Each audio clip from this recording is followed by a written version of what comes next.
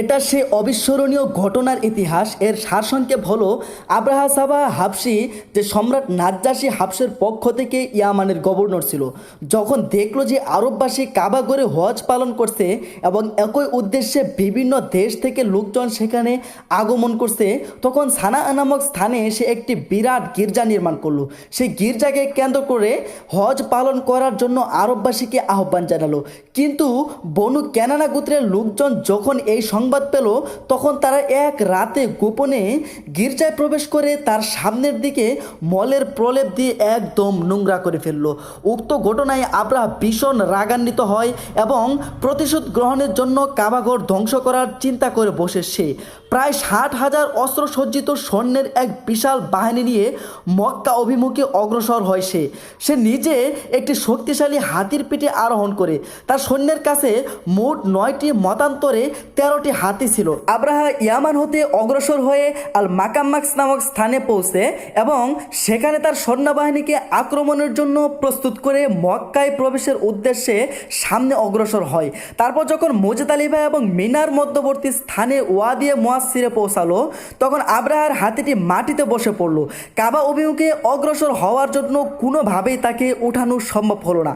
অথচ উত্তর, দক্ষিণ কিংবা পূর্বমুখে যাওয়ার জন্য তাকে উঠানোর চেষ্টা করলে সে তৎক্ষণাৎ উঠে দৌড়াতে শুরু করলো।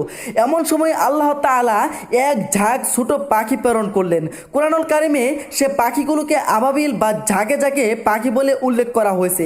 সে পাখিগুলো পাথরের ছোট ছোট টুকরো বয়ে এনে সৈন্যদের উপর নিক্ষেপ করতে লাগলো। প্রত্যেকটি পাখি 3টি করে পাথরের টুকরো বা কঙ্কর নিয়ে আসতো, একটি ঠুটে এবং দুটি দু পায়ে।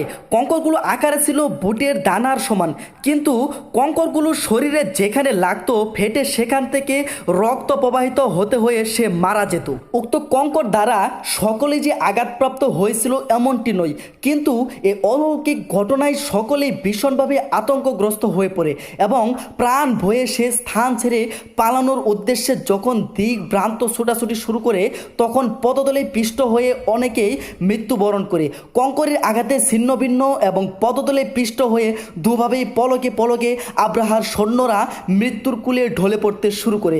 অন্যদিকে আব্রাহার উপর আল্লাহ তাআলা এমন এক কঠিন মুসিবত প্রেরণ করলেন যে তার আঙ্গুল সমূহের জোর খুলে গেল এবং সানা নামক স্থানে যেতে না যেতেই সে পাখির বাচ্চার মতো হয়ে পড়ল।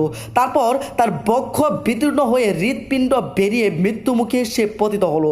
মক্কার অভিমুখে আব্রাহার অভিযানের সংবাদ অবগত হলে মক্কাবাসী প্রাণ বয়ে বিক্ষুব্ধ অবস্থায় পলায়ন করে পাহাড়ের কিংবা পর্বত চূড়ায় আশ্রয় গ্রহণ করেছিল।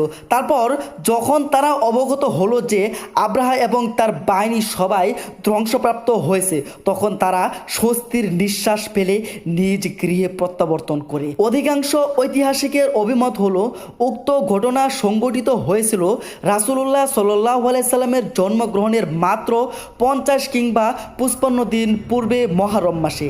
এ প্রেক্ষিতে এটা ধরে নেওয়া যায় যে এই ঘটনাটি সংঘটিত হয়েছিল 571 ঈসাই তথা ফেব্রুয়ারি মাসের শেষ ভাগে কিংবা মার্চ মাসের প্রথম ভাগে।